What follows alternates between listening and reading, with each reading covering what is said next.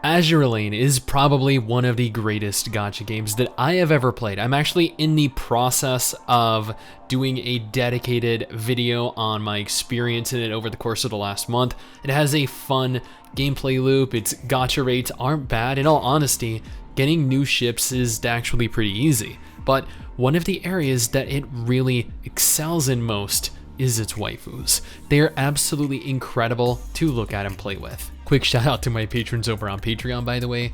Since this channel is not monetized, every patron counts. And that brings us to today's video topic.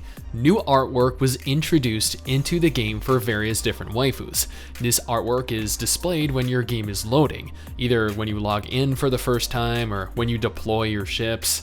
Whenever there is a loading screen, we're presented with visions of perfection to pass the time. So it comes as a shock to me personally. Okay, you know what? Rather, not necessarily a shock.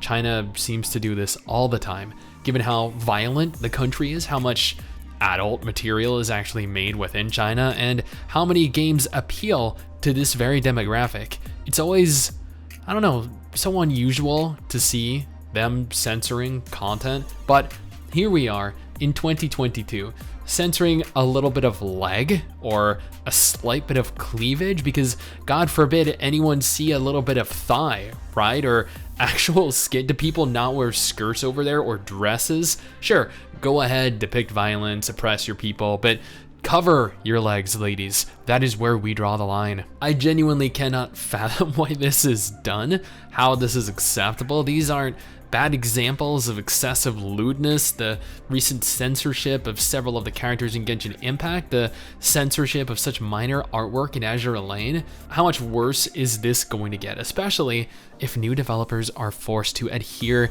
to such strict rules before even releasing their games, potentially stifling and limiting freedom of not only expression, but furthermore the success they might have had otherwise. But I don't know, what do you guys think? Is this as dumb as it sounds to me, as I believe it to be?